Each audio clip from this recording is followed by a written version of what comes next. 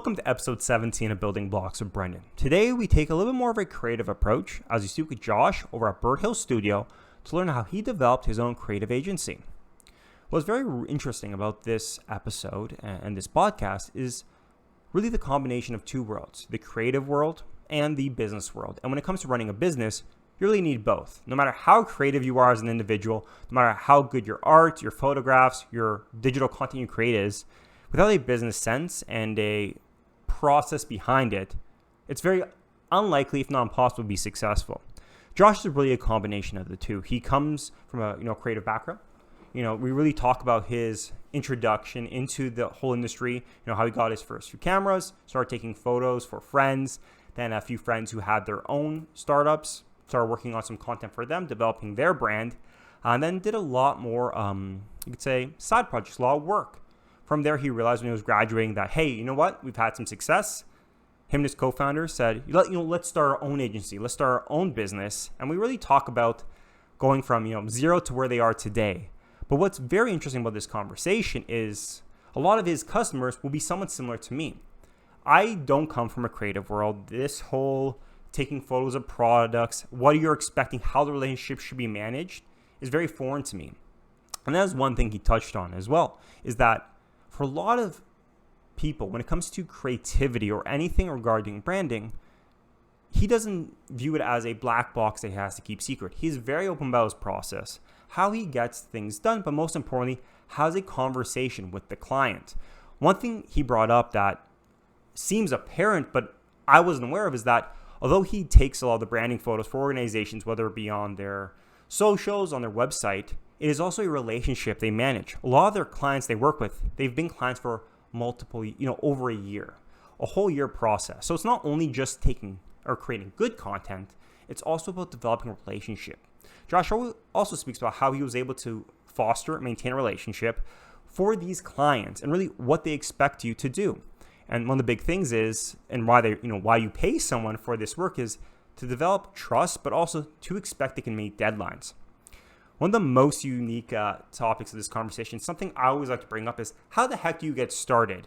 You have a camera, you can take photos, but everyone has a phone these days. How do you stand out from some person just with a phone taking photos of everything? And really go over that. What I really like about Josh is there's a very transparent conversation. He said up front that if you don't have a product that's selling, if you're trying to go to market, having high-end photography is probably not the first step. An iPhone photo could do, but there comes a time in the process where you want to go from that 80% to 100% where this type of content and this type of organization really steps in to help you get those, higher competitive advantage around your competitors and really to have a smoother brand appearance. What's also fun about this conversation is how he got started. I love conversation around minimum viable products, getting those first 1,000 customers or even that first 10 customers.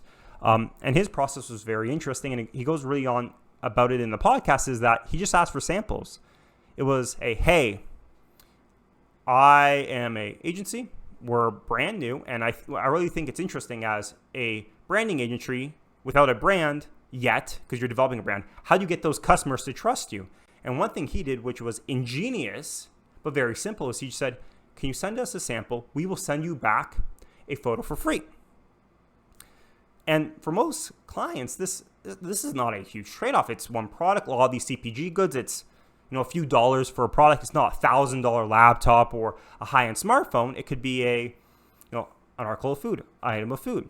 So they would start taking photos for free and then sending them over. And when I say taking a photo, it might be, I'm really underplaying how much work goes into it.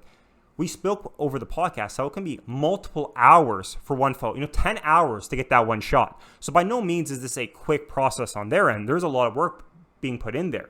But this gives them an opportunity, one, to get feedback. Getting feedback is so important when you're speaking to a small organization or as running a small business. You need customers who have money, who could pay you to give you feedback. Friends and family will always say positive things or negative things. But unless there's money in hand and they're going to pay you, always take that with a grain of salt. So he started this off, really starting this process off him and his co-founder, and found that he was able to get feedback, but most importantly, he was able to get clients. because they got to see the quality of work they were getting. It cost the organization very little. It cost the team at Birdhill very little in costs, although a lot in time, but this is what they had to do to get their first few customers. And from there, they've been able to develop wonderful relationships. Their aesthetic, also, if you check out their Instagram or their website, is something I love. Very bright, very colorful, but I almost say happy when when you look at their content. So that's why I fell in love with their work as well, and I highly recommend you check it out because they also give you a little bit, I'd say, like shots behind the curtain of how they create these shots, how they do what they do. I love this episode. I think it was a very fun conversation. It really introduced me to a whole new world of what it means to be creative and how business focused it is. We really talk here a lot about the process behind it. No matter how creative you are, you really need that process. And Josh speaks a little bit more about his process to help grow his business to where it's going and where it is today.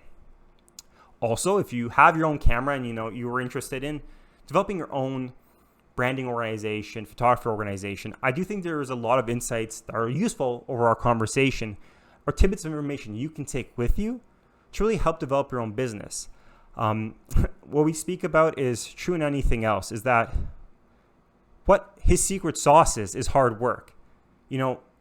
Anyone can take a photo similar, I guess you could say, as anyone could be a YouTube star or anyone could be a Twitch streamer. The difference is the hard work and the process behind it. So I think this really opens your eyes to there's no real secret hidden formula to their success. It really is hard work, but most importantly, developing a process, having a plan, and really executing to the highest degree. So hopefully you guys enjoy this episode. Take a look at Birdhill's website. It's super exciting, super engaging, and some of their products I've had before, so it's kind of a mixture of worlds. And hopefully you guys subscribe and listen to more podcasts, whether it be on Apple, YouTube, or even Spotify. Hope you guys enjoy. Thank you so much, Josh, for coming on the podcast and connecting. I guess to start off, who are you? What's your story? And kind of what are you working on today? Yeah. So I'm Josh Carn-Saferstein, two last names, and I'm from Ann Arbor, Michigan. Currently, I run Birdhill Studio with my partner, Troy Sini. And kind of how I got here, I am not kind of a photographer by nature. Entrepreneurship has been something that has kind of gotten me to this point more than anything, starting like in high school. So being from Ann Arbor, University of Michigan, it's a huge football town. And a friend and I were kind of thinking like there's over 100,000 people that come to our city every single weekend in the fall. What can we sell that people aren't selling? Everyone sells t-shirts. Everyone sells water. So we customized sunglasses, went on some website that it was like a promotional website that sells cups and lanyards and sunglasses. No one was really doing sunglasses. And it was when sunglasses were still kind of cool. It was like coming off of the Kanye West stunner shades. But what we did is we made sunglasses with phrases on the sides of them, maize and blue. And we ordered 500 of them in the first game. We sold out. So we like got some of our friends to help us sell. We were just kind of like going at it. We didn't have responsibilities. We were making a lot of cash, which was just like an exciting thing to have thousands of dollars of cash coming in as a 16-year-old. We built a website. I learned this and that of trademarking and website and kind of like different. It was really early e-commerce. And like what's interesting is like I built an Instagram in 2012 for it. And I was just taking photos like on an iPhone, and it's terrible, but it got the job done then. That kind of phased out. I was deciding like, do I want to go to college? What do I want to do? Ended up starting a landscaping company my senior year of high school. This was like a before college type thing. I went to college my freshman year, absolutely hated it. So I dropped out and went full time with the landscaping. Grew the landscaping business, had 5 employees. We were mowing over 100 lawns in my hometown. I was like pretty unhinged as a human then, and was just like going really fast and was chasing really hard, and kind of hit a wall and was like, I'm making pretty good money, but like my mental health is not there. I feel like I'm not growing that much necessarily. So when I was 20, after running the landscaping business full time for 2 years, I sold it to another guy in my hometown who had a landscaping business and went back to school. During that time, a friend was running a sneaker company called Patos, and I kind of tagged along and started helping, and eventually became the COO. And what Patos does is sells handmade shoes from Peru, so it works with artisans in Peru, and then sells sneakers in the U.S. and around the world. So I was doing that while I was in school. It kind of gave me a better understanding of like e-commerce and branding. I was starting to pick up a camera. I still didn't really know what I was doing. Yeah. I got exhausted of like hiring and asking friends to take photos. So I kind of started doing it a little bit myself. And yeah, while I was in school, I also worked for the school social media department. So I was just creatively was getting a little bit better. During this time, I met my current partner, business partner, Troy, and I was just amazed by like his attention to detail, and like I would pull him onto side projects that I was working on. And after some time, I was like, graduation's in 9 months. I want to start a business. The sneaker company kind of didn't quite have the steam and wasn't in a position to hire me full time, and I think it worked out for the better. But kind of as graduation approached 2020, it was a smooth transition going from like freelancing to starting Birdhill. And here we are. We started in August, technically, of 2020. So it's been like 10 months of being in business. And what do? We create photos and videos for CPG wellness brands.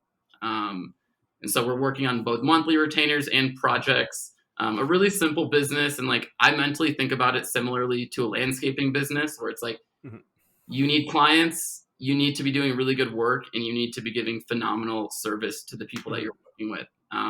So it's like breaking it down to its simplest form. It's a really simple business. And of course, there's bells and whistles, and there's SEO and building a website and building a brand and all these different things. But ultimately, like, what are the basics in the core of what the business is and what it can be? And whenever things kind of get complicated or we feel flustered, it's like, do we have clients? Are we creating really good work? And are we servicing them in a way that they're stoked about? Yeah. And what you really said was kind of interesting is comparing it to the landscaping business. And I guess with Instagram, everyone says they are a photographer or knows how to take photos, but like it's similar to being like, I played basketball when I was in elementary school. I'm not a basketball player, and I feel it's very similar. One thing that comes to mind is, especially when it comes to landscaping, is I don't know about you, but like when I was younger, everyone was like, I'm gonna clean pools and I'm gonna mow lawns or I'm gonna shovel snow, and because it's pretty accessible, like anyone can realistically rent a mower and do it, especially on a small scale. But obviously for like select student, including yourself, like once you can make some, like you said, make some pretty good money. It can get relatively large relatively quickly, but it can also be challenging, be really considering yourself in today's like a competitive advantage. Like everyone's using relatively the same machinery. You're not like, I'm assuming grass gets cut. It's almost like a service. Like there's a quality end product. Obviously, type of quality matters. But I always thought it's always been challenging, like when it comes to photography and branding, that to a lot of people and sometimes seem like, how do you stay competitive? Because you're like, well, you take photos, I can take a photo, and that's like every designer's worst nightmare, especially in design when it's like, you made this logo, why am I paying you? But at the end of the day, there's, like you said, branding, everything behind it.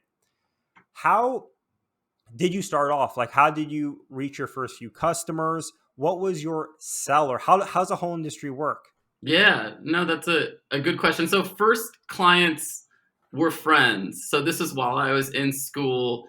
They maybe had an e-commerce business. I remember the first person who I shot for, it was a friend who started an iPhone case company called iTough. And I started to, I was taking more photos through my work within the social media department. And I really looked at kind of product work as being like there's a lot of potential here. I was just talking to him and I was like, hey, I can, take some photos for your Instagram. And he gave me a few $100s and I got after it. Started to get like a little bit better and started to work with more friends, but really kind of how we got clients early on was through cold email. And what we were kind of doing then was saying, hey, we're new. We really think that our work is good though. Send us your product and we'll send you a free sample photo. And Oh. for a brand, like, what do you have to lose? Someone's going to give you a free photo. You can kind of see their work. And now it's maybe 10 months later, and kind of one of our most consistent, best, awesome clients who we just saw at their 2-year birthday party in New York, all started from just a cold email being like, hey, we think we can add something to what you guys currently have. And now we're like super close and we're friends and all that type of stuff. So it really was just like being gritty and saying like, look, like we're willing to show you what we're worth. Are you, and like, obviously most people said screw off or didn't respond because that's just how sales is. Yeah. But, in the same way, like I came across as sincere and genuine. It's like, here's where we're at. We want to do this. And yeah, that was kind of initially how we started how we got clients. And is that a common method to like say, hey, send us a product, we'll send you a photo? Or is that like something that you came up with? Like, it sound like everything that sounds simple is never really simple to figure out. Was that something that's common within the industry, or have you heard of it before? Was this something you ended up trying out to see if it worked?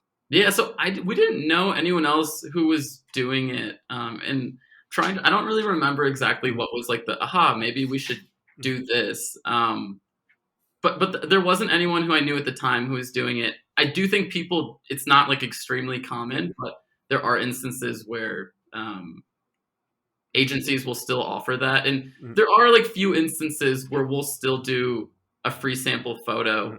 But as you can imagine, like it's not as needed once you have a pipeline and once people are referring you.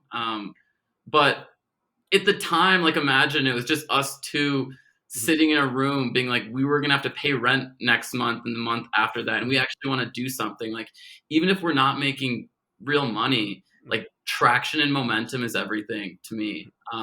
So it's like, even if we're like, sometimes that traction is money. Sometimes it's just showing your face in front of new people and showing your work. So it was something that felt like it was moving the needle forward. And even if it didn't result in immediate dollars, it was something that felt fun and inspiring and like, let's freaking go. And what's really interesting about that is the idea that it really costs them nothing to send a product, mail, and depending on how much the product is. And like you said, typically a lot of the goods you might be working with were probably not high. You're not sending you like, here's a diamond ring I want to get, with a photo of. It's like, oh, here's a item that they can send relatively cheap. And for you, besides your time, it's not costing you a lot either to take these photos. It's really just the photo, and it's digital. You're sending it over. And I think that's one of the things it's always interesting to hear from like a lot of founders, or a lot of times how business gets started, is what can you do that's low cost to them, but low cost to you, whether it be time or like physical cost. And at the same time, even if they don't purchase your services or even continue the conversation, you also might get feedback. They might say, hey, I love this, or no, I don't like it. Here is why. And I think getting feedback early on is difficult because no one ever wants to hear like, it's great, I'm happy to pay you tons of money. But even hearing the bad, even if it sometimes is just incorrect in the sense that they might interpret it something different, or like, this is not the vision of what we're intended to do, but at least it gives you some idea. So when someone else says, oh, I don't like this, or I don't like that, you can say, well, I've heard that, I heard that issue before, or I know where that challenge is coming from. This is how I can rebuttal it or have a better conversation. I think it's, like you said, it might sound simple, but it's having a conversation at the end of the day is like the most important thing, because you don't know if a year from now if it'll be a deal, or at least having that humans to speak to. Because I found even when I was, an undergrad or working with a lot of businesses, it's so hard to develop opinions or like know what to do next if you don't have a customer with money who can help guide you. And I've always done that family and friend thing when you're like, what do you think? And they're always like, yeah, this is great. Like if you get started, we will buy some. But Yeah. then you're like, well, I haven't started. Are you going to pay me? And they're like, oh, well, no. And I think that's always a hard thing. Like getting the real paying customers to give you feedback or at least give you money is like the mark of we're doing something right. They're willing to pay us for our services, that, things are finally up and running and kind of moving Yeah. forward. In a And point, yeah, off of kind of what you were saying of like getting feedback, and some of the like most real feedback was just not hearing from people, so like we'll create a photo and we're like, this is great. And kind of like what you just mentioned, like nothing's real until someone's giving you $1. And like whether that's $50, $100, $20,000, like Mhm. people can say, oh, that's great, but until they're willing to invest their hard-earned money or their businesses, it's kind of just fluff. Mhm. And so I'm assuming when you started out, did you have a specific lane in mind? Were you looking at any goods that people could send you or that you were interested in, or was there a theme behind the organization or theme behind really what you wanted to portray, or how did that all get started with Yeah. figuring out kind of who your ideal customers were? That's a really good question. And it was kind of a mix of chance and us realizing like there's so much opportunity Mhm. here. First kind of client beyond the iPhone was Mhm. a friend of a friend's CBD company. It was still before Birdhill, but it was like 2 months. And Mhm. we really like put all of our time and we were like spent so much time on it, Mhm. and it came out really well. Like I'm still happy with. Mhm. I look back and I don't cringe, so that's a good sign. Mhm. And then when we were thinking of like, I think very systematically. So like Mhm. process wise, like how can we scale? Kind of how can we continue doing this and not hate our lives? So Mhm. I think some businesses are like inherently much more challenging to run than Mhm. others. When we were thinking about it, and you mentioned Mhm. accessibility, like what we need for product work, CPG stuff that fits in hands is we need a room and we need lights. If we were to start shooting cars or start shooting couches or start shooting weddings, Mhm. the system feels like it's kind of all over the place. So, kind of the answer to that more clearly is like we had a client who, saw one other work of the iPhone and a friend of a friend. We really crushed it at that time Mhm. with that one CBD company. And then we realized like we're pretty good at this, or Mhm. we think we're pretty good at this. Let's keep doing more of it. So we just started contacting all the CBD companies all over the internet. Yeah. And then we were like, there's more companies than just CBD, knowing Yeah. that like there's endless with Mhm. CPG. Mhm. But what we were thinking about was it's still kind of similar of stuff that can fit in a room, stuff that can fit ideally on like a 5 foot by 5 foot Mhm. environment. Um, and no one knows whether you're shooting in your bedroom or you're shooting in a huge studio with Mhm. product. And I think that's the beauty is it's like extremely scrappy. You Mhm. don't need a crazy amount at all of setup. You just need to be kind of obsessed with like these really small things that fit in Mhm. the frame. Mhm.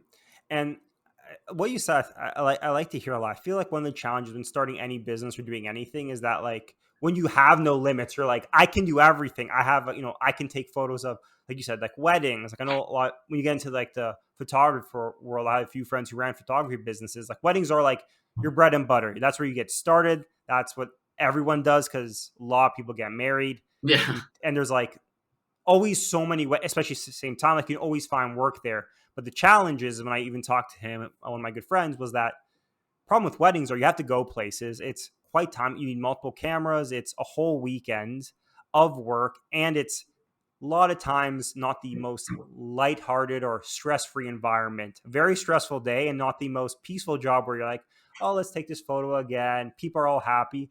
Weddings sound happy, but a lot of times a lot of stress behind it, especially as a photographer, if you miss a shot on that special day. So I like what you said around like setting limits. You're like, okay, we have a room. What can we do in this room? Let's not think of like everything we can do. What is something we can foreseeably keep growing this business with, or at least keep focusing on? And from there, at least gives you some focus. I find it's always hard without a focus, even if you have a 20 years from now, or 5-year plan, this is where we want to be, but what can you do today? And like you said, being in that room, you had a field of play, right? This is what I can do. This is where we can focus. And I like what you said, is once you had some success in the CBD world, you're like, okay, well, we had success here. Let's just keep reaching out to everyone, because we can probably do a very similar thing. And then you expand it to different items as well. So, Right. and one thing that's I always find interesting is that when it comes to like product photography, everything, be with digital cameras and like photos being so easy. Like if I am mom and pop shop and I can just take a photo with my iPhone and look relatively good. Have you found that the like increasing in technology beneficial or like hindering? Or let me clarify this question is, I can see it in two ways. Either like, oh, I can take a photo with my phone. Why would I pay for this? Or I see the other way of people being like, I can take it with my phone, but it's never that good. Like it's not, because everyone's on a phone now that's 4K.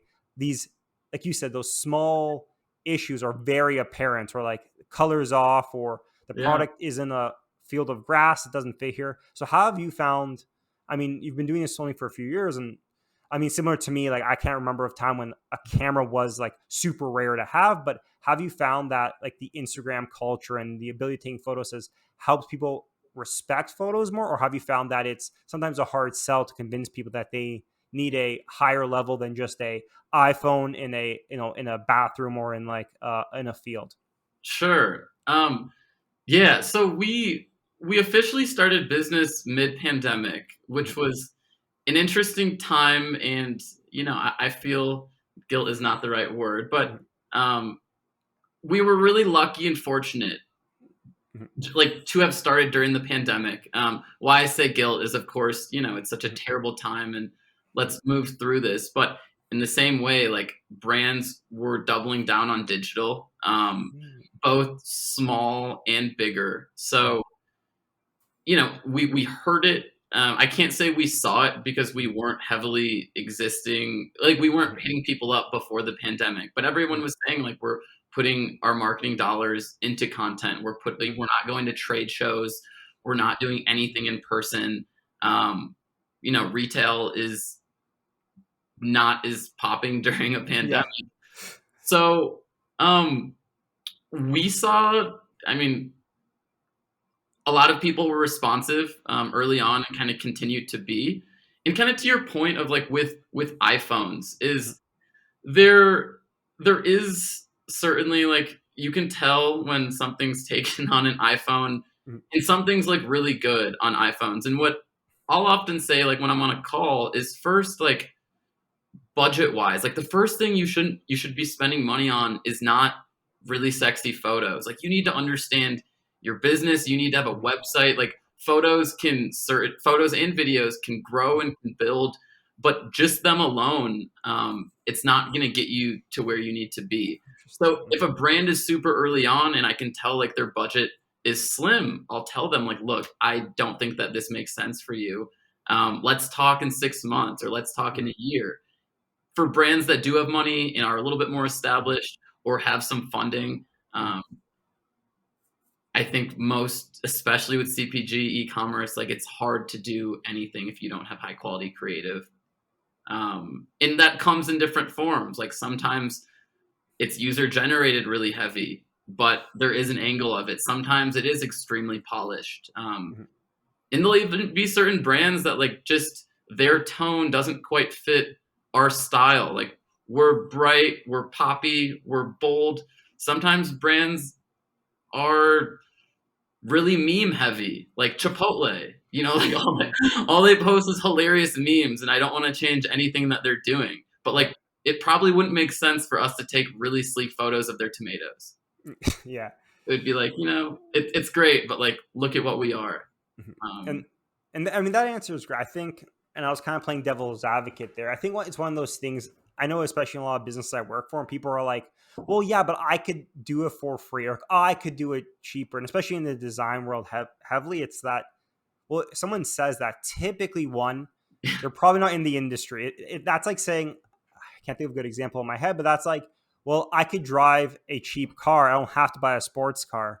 but sports cars are a big industry for a reason. I think it's a similar thing where it's, and I think what you touched on is if you're in an early stage where you don't have a website, you don't have a product market fit, let alone know what your demographic or market is, you're typically very early for having those high end sleek photos because no one's going to see the photos anyway. It's one of those things. And how you described it is very well is that for within the industry, especially in the CPG world, like people in that world, it's you can tell what's taken on an iPhone, what is high quality. And one thing I always found interesting, especially within digital, is that there's a theme typically. It's like you said with Chipotle and like different organizations is like, I'm by no means a like expert in photography or anything like that, but I have friends who are in a movie. They'd be like, oh, that was shot on different lens. I can tell by the frame rate here, or that was shot on the GoPro. That's really bad. Like that's not good. I don't know why they wouldn't do that. Yeah. And same with branding, where like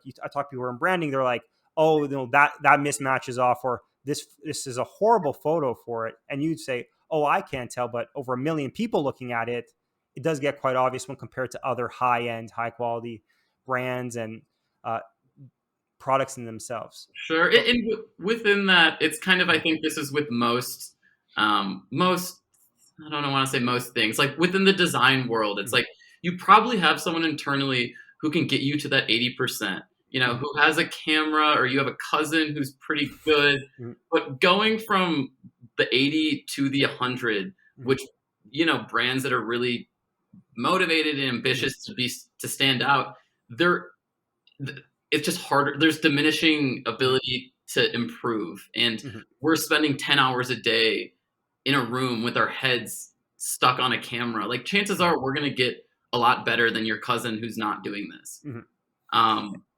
In the other part to that is like, even if your cousin is super talented and charges a third, it's like, are they going to come through? Like when you sign a monthly retainer, like are they going to bail out after month 3? And I mean, the only thing that shows someone's track record is their track record, but we're not flakes. And like, you can ask any of our clients. So that there's kind of that element too, where it's like, it's not just the quality, but it's, you're giving someone your trust and knowing like, we don't have to think about this. We don't have to worry about this.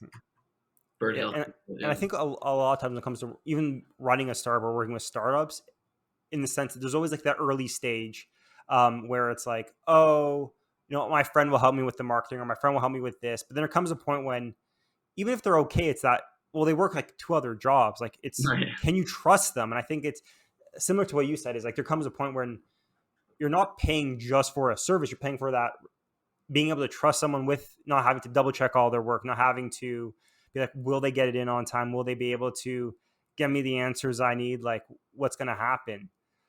And yeah, I know, like you said, like developing that business and brand behind you, not only are people judging you for your work, but also judging for relationship management, and having clients on retainer really does show that, hey, we can do good work, but we can also consistently have a high level of quality. Now, and it plays a big part too. Cause like with photos, oftentimes, huge part of a brand's visual identity. So rather than hopping from like photographer to agency to photographer, ideally you can find 1 or 2 creators that you really can lean on, and they kind of build your photo style too as you go on. And you touched on identity. So obviously on your website, like you said, very bright, very exciting.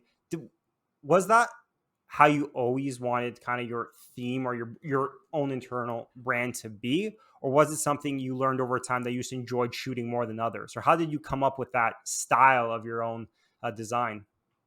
Yeah, I think it certainly wasn't a point where I was like, I want to be a poppy, bright, bold photographer. Like never like that. I think the more work that I saw, and like I started getting into photography 2018. And within the product world, like there has been more of a trend of things being poppy, things being somewhat monochromatic. And even starting with that first CBD shoot, the goal was to be really bright and really poppy. And that's what, the client wanted, and we really liked it. And I think kind of the more we did, the poppy, the bright, the bold stands out Mhm. more than stuff that's more muted. And something too that I like to say kind of pretty quickly on calls is Mhm. like, even though a lot of the stuff on our website is very colorful, we do a lot of stuff that isn't super colorful Yeah. too.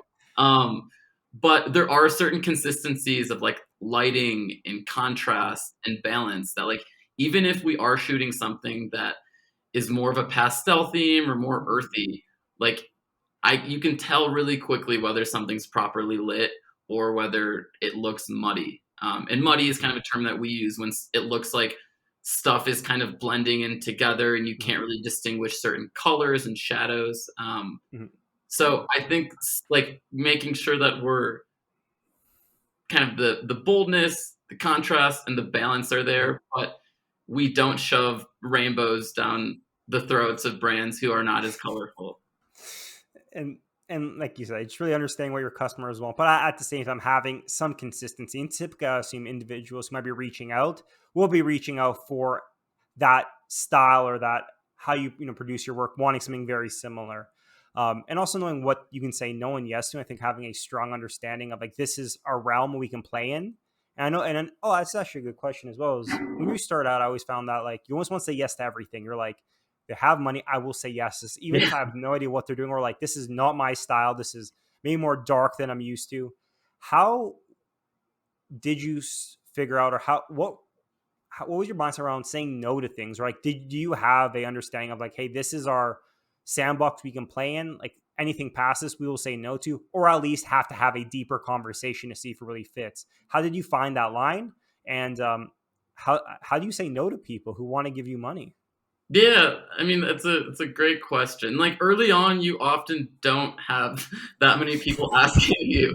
Yeah. Um, it's like, yeah. So I'm trying to even think early on and Mhm. then now. So it's like, Mhm. events aren't something that we do. So I mean, it's really like stylistically, is this brand in line with Mhm. where we are? And then also, like do they value content to the point where they're willing to invest and they're not looking for an immediate return? Because that's the other thing. It's like Mhm. if you spend $5,000 or $10,000 on content and you're hoping that tomorrow it's going to completely flip your ROI, we have to be realistic. And like there's a lot of other factors that go into this. Mhm. So it's kind of leveling with someone early on and making sure like, it's a long-term game. But Mhm. also like, do you meet kind of do you have money? That's a truth too. And it's like I wish that we could shoot for, like everyone who we want to shoot Mhm. for, but as we try to grow our team Mhm. too, is like we have to set our own standard. I think that's a hard thing, especially starting out when it comes to like getting your first few paid customers, is then being able to say like, even if you want to choose, like, no, like we have a price for a reason. And I know a lot of times, especially small businesses, especially when you're trying to start out, you're like, even if it's like $1, it's like better than nothing. Like I need to fill my schedule, but then there is a conversation where like, look, I have to start valuing my time to show, uh, well, to the even other customers who are paying that there is a consistent quality and a consistent expectation. And I think that's always difficult. But like you said, something you learn over time and kind of have to have those conversations and then become a little more stern on look, like what you want or what you're asking for. I know this, especially within photography and branding, is sometimes it's like, yeah, this is our budget, but we want 10 times more than what's expected. And you're like, look, that is not how it works. Yeah. I keep thinking of like Ink Masters because I started watching that show during the pandemic a lot. And they're like, I want a full back piece in like 1 hour. And they're like, I don't know if you know how tattoos work, but that is like a 30-hour, like these are the expectation management. And the way you speak, obviously, you know a lot about business and how things work. And it seems like a lot of it also is like understanding, like you said, and which is great to hear that just because you have a very nice product and photo, you're not going to increase your revenue overnight without changing other facts of your business. Like one photo is not taking a product that is not going to succeed because it's a bad product to the top of the world just because it looks a little bit nicer or has that brand a photo presence it needs. And I think having, like you said, having those conversations is managing expectation. I think that's always a challenging thing, no matter what industry you have to learn. Is there anything from the lawn work business you ran and the organization now that is very similar that you find surprising? Like, is there any learning experiences from one business to the other that you were surprised how consistent they were, how much of a powerful learning that was earlier on in your career? Yeah, so I'm sure there's many others that will come to mind, but one that sticks out is to get clients during that time. I'm sure you've seen this, or I assume Canada does this too, where someone will put up a little flyer that they print on an 8x11 piece of paper and cut little pieces of paper at the bottom that you can rip off. Um, so I did that in my neighborhood. One little trick to, make it seem as though people were picking them is every single one that I put up, I'd rip two off. So it's like no one wants to go to the lemonade stand that no one's going to. Mhm. You know, you in some ways you have to fake it till you make it. Yeah. But I think the biggest part of that was like, people weren't really advertising their landscaping businesses in the neighborhood. And therefore, like, who do you contact? Who do you contact, for your lawn? It's like a lot of, with service businesses, you don't always know. You can go online. There's a bajillion different businesses, but if you can attach a face to someone and they're like hungry for work and they want to work, then hiring them, you're like, okay, here you are. It's convenient. With Birdhill, like a huge part is just like showing our face in front of people. And I still think a lot of brands, the landscape of hiring creatives it's like the wild, wild west in the sense of there's huge agencies that, you have to be on $100,000 retainer a month. Then there's like super duper scrappy freelancers. But point being is like, if you don't show yourself in front of a brand, they're never going to even know who you are unless referrals or this or that. So I think a huge part is just like reaching out and rather than like wondering, is exactly going to is a sales email going to come off perfectly, or is this landscape sign going to have the exact verbiage? It's like no one gives a shit if they don't know who you are. So of course the details matter, and coming off as like truest, authentic, honest self is essential, but it doesn't matter if no one ever sees you. And that can't be more true. I know, especially working in sales, it's like how to craft the perfect email or how to craft the perfect thing. And anything in business, it's like, it could be your email that's perfect, but your product's not good. Or it could be, there's so many different factors, or like the person you're reaching out was a bad day for them. Right. But one thing that's always consistent is like foot on the pavement, just doing the work, sending the emails, cold calling, whether it be like in person, reaching out, will always get results, or at least get you a lot of no's, which will tell you what your problems are.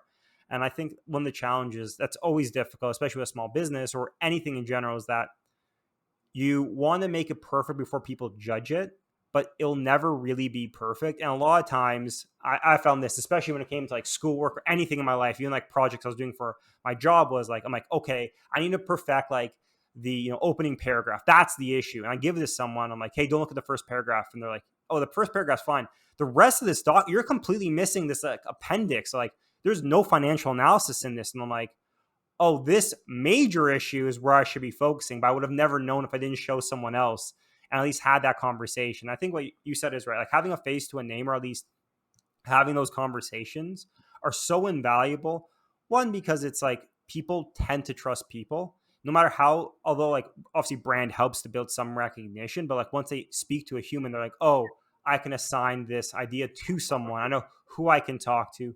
And especially even now, I think more than ever with COVID and being online, like even though Zoom, I would never say is as personal as in person. I mean, as personal as in person, but it's still nice to see someone be like, oh, I have a visual connection now. I kind of understand what they're doing. There's that level of trust, which you can't get through an email or from hoping someone stumbles upon your page and, clicks through to get a client. So today you have quite a bit of success. Kind of what has your sales, or how have you been growing? How's it changed now that you've had, customers and there's some success coming? How have the changes been coming? Like what are the changes you made from being a small like freelancer to now being a full-blown organization business with looking for more employees? Yeah. So we're still to to clarify, like we're still two full time, and we have someone who works with us part time. So we're like 2.75 Mhm. full time people. Yeah. But we are in a stage now where we see the 2 year plan. Mhm. Mhm. And early on, there is an element of just like, what can we do to get people to answer the phone? What can we Mhm. do to like show our work? Mhm. And as time went on, we sent more emails, we Mhm. had more phone calls, we did more work, we did more projects. Mhm. People started referring their friends who owned brands. The name gets out, and now kind of like early on, it was very Mhm. much like, can we generate enough revenue to make this, our full Mhm. time thing? And I was there. That was never a question for me. I was like, we're Mhm. gonna make it happen, whether we're eating corn and rice or whatever it may be. Like Mhm. we're doing it. Mhm. Now we are at a place where like we're starting to really systematize the whole process. So you might think like, what goes in, or one may think like with a photo, someone pays you and you shoot photos, but Mhm. there's so much that happens in between. Understanding their brand, trying to understand where they're going, building a shot list, going over it with them, Mhm. and even before then, understanding like, where is all this content going to be going? Like, why are you hiring us? Mhm. What's the need for creative?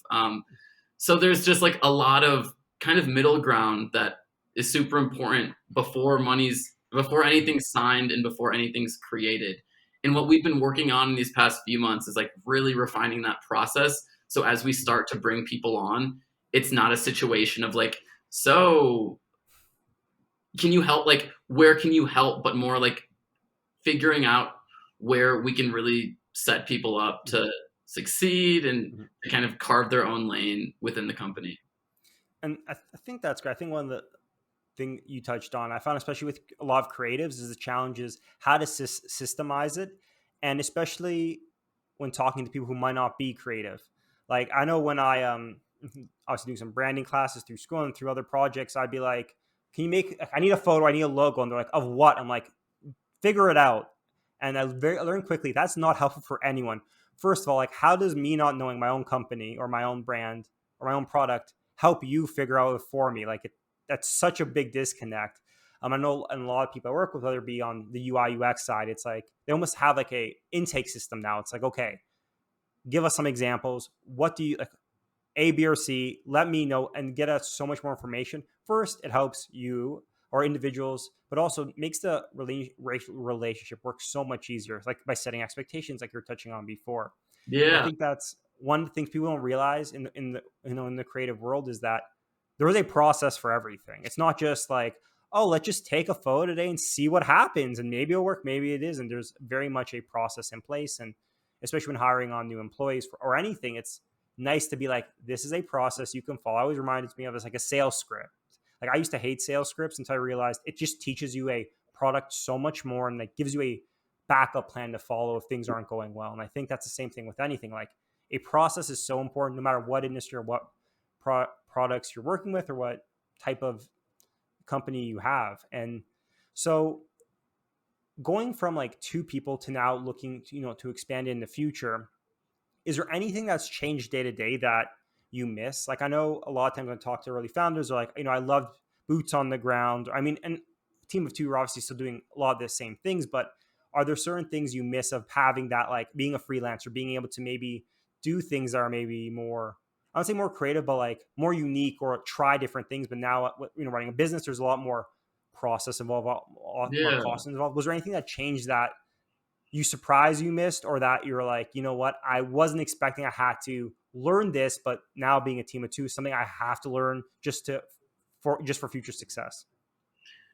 Yeah. So just to clarify, like anything right now that I miss, maybe that I don't have the time or the opportunity to do. Yeah, that's a much way more cohesive way of answer. Yeah, of concising my question down. But yeah, is there anything you kind of miss in the early days that you may not have time to do anymore, just because there's more important things to focus on? No, like in short, no. One, because we're still small. Like Mhm. we're still small. So I'm still shooting photos. I'm not doing a majority of it, but Mhm. I'm still heavily involved on every single shoot. So I Mhm. feel like my creative side is like fed in Mhm. that way. I feel like why I don't miss it is like I think creatives early on when trying to find work kind of feel like a chicken with your head cut off, and like you might create some good things, you might not, but you kind of feel like you're all over the Mhm. place. And what's nice now is like with having a system, if I feel like creatively I haven't been inspired enough, I can start doing a little bit more. I can dedicate like half of a day to like I want to be shooting the whole day. And like Mhm. what's nice about, this business is we do have the luxury of building our own Mhm. schedule. So with a wedding, you're there from the morning until the afternoon, which is great. There's a clear time, but now it's like we have due dates and we have Mhm. times when things have to be delivered. But when brands send us their products, it's not like they're like shoot it Wednesday at 4 p.m. It's like we have 2 to 4 weeks to get something back. So there's enough flexibility within the business that I think I'll kind of like it's just an excuse if I say I'm I wish it would have been like it used to be. Like then I shouldn't have grown it to this. And like that's something that we ask ourselves all the time is like Gosh. if we continue this model, where will we be in 1 year? Are you happy with that? And Mhm. kind of from the start, it's like we've been trying to build this in a way that feeds our lives, feeds our pockets, feeds our creativities Mhm. in a way that feels sustainable rather than it feels like we're being suffocated by work that we don't want to do. That is the best answer to that question I've ever heard, almost, because No way. it touches on a lot of things. I think what you said that really has opened my eyes a lot recently to a lot of businesses. I used to ask people like, okay, like how are you gonna get to $1 billion, or how are you gonna get to hundreds of millions of dollars like within the next 5 years? It's like always a common thing you hear startups get asked. But I had one founder say like, we're growing, but like I just want to. They're like, it depends. Obviously, they were quite successful. They said, I'm happy with what I have. Like I don't need more in my life. What I do want in my life is a passion, something to follow. So they said, once I start not liking it, then I'm going to step out. Like I'm not. They were describing how they're not like their life isn't directly connected to the identity of the business. Meaning, if they're doing something, they're like, look, this is not why. Not I didn't sign up for, but we've got to a point where I'm not enjoying it. I'm gonna step away. And how you described it remind me a lot of that. Of the idea, like you being really realistic with yourself. Like I'm here obviously to make money and have a business, but also you have to go there. You have to work there every day for foreseeable future. And like you talked about early on with your mental health, like I always found it's very hard to be like, well, once I just grind through it today, once, it's miserable now, but in the future it'll be better. Sometimes that is right for sure. But a lot of times when you get bigger, well, you're still gonna have to get bigger again. It's not like you've reached a point. You have to really step back and realize, okay, what do I enjoy? What do I dislike? Obviously, you can't enjoy everything. It can't all be sunshine and rainbows, Yeah. but you should be realistic with yourself saying, is this something I want to do long term? And I think that's something that's really insightful to hear, especially on like some, relatively earlier on in your life and in your career, being like self-conscious of the fact that things will change, but you have to always check back on like, what do I want in my life? And I Yeah, think it's always no, hard to figure and I that out. think money is important, and like there's no reason to Mhm. hide that. Like, and when we started, some like the three things that we wanted to. Mhm. You asked earlier about like how do Mhm. we weed out Mhm. situations and what were Mhm. ways to say no, and just really early on, like three foundations of like we want to build a long-term business that makes money. We want to show up every single day excited about the day-to-day process, and we also want to like our lives outside of work. um, Mhm. and you know of course it fluctuates, and it's a pendulum of going from, Mhm. sometimes you're spending way more time on work than the other. But I think the question of like, is this going to get us to a place where we'll be happy? And rather than, right, like making the money grabs or doing this, it's like, Mhm. in a way, it's not like I'm successful in a real success way, but like I made money with the landscaping business. And it's like, there's money there, there's money anywhere. But is that going to take you to a place that kind of fills your different buckets, and everyone has their own buckets. But for us both, like the three, were like, creatively, do we want to be inspired and excited to show up? Can we make real money doing this? And can we have time to go hike in the mountains to, like, after work today? And like, I'm playing basketball, but my partner's going to hike in the mountains. So, we all do our own thing, but yeah. But and I think what you said is really true. Like, and I think the power of the internet really made this apparent to me is that you can make money doing almost anything. Like, realistically, if you're good at it and you enjoy it, and I think it's rare to be very good at something and hate it, because it takes so much time to be good at something. So I find those really interchangeable. But if you're good at something, you tend, obviously depending on what it is, you tend to make money doing it. So those can also time go hand in hand. So I remember early on in my career, someone said, like, I was always like, I want to do finance. Finance is so much money. And then someone said, well, do you like it? I'm like, no, but there could be good money. And then they said, true, you can make good money being a lawyer as well. But a lot of the people you look up to, or you look up to make a ton of money in the finance world or law world, love what they do. It's not like, oh, I hate this and now I'm the CEO of the company.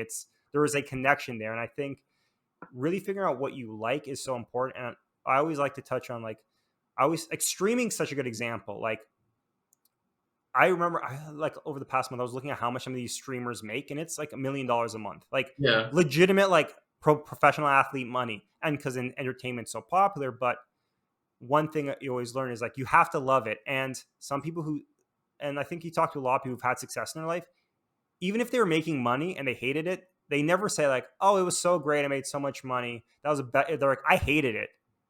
Money was the only reason I was sticking to it. So I think how you described it made a lot of sense. Like, money is important. You have to make money at the end of the day. And although I hate to say, like, it does internally always measure success to you a little bit, being like, I made more in the past, here I am today. But it's really hard I always say, it's like, at a certain point, when it just becomes about the money, it sucks because someone's always richer than you. So you're never going to win. But it's hard to say someone could be happier than you, but that's at least you can say, like, I'm happier than I was before. And that's always a powerful thing. And the happier you are, I read the book, like The Happiness Advantage, you tend to be more successful as well. So it's really like, in regards to mental health, like your physical health with what you eat versus your mental health, they're all interconnected. It's hard to be failing in one. And I think that's a similar in life, that everything tends to come together, hopefully, but tend to come up, be like a ball of success rolling down the hill to like happiness. And I think that's the same with everything else. But so much. So thank you so much for connecting today. And if people want to follow along, kind of learn more about the story, learn more about the business itself, where can they find you? So I guess Instagram is always an accessible way. Just Birdhill Studio is our Instagram. Go on our website and you can always reach out just via email, birdhillstudio.com. And it will likely be me responding to you. So, no, always happy to talk to people, whether they're in the branding space, whether they're looking to start a new business. So, yeah, and thank you so much for having me on my first appearance of a podcast. You made this too easy, and I really appreciate it. It was great, and great sharing your story.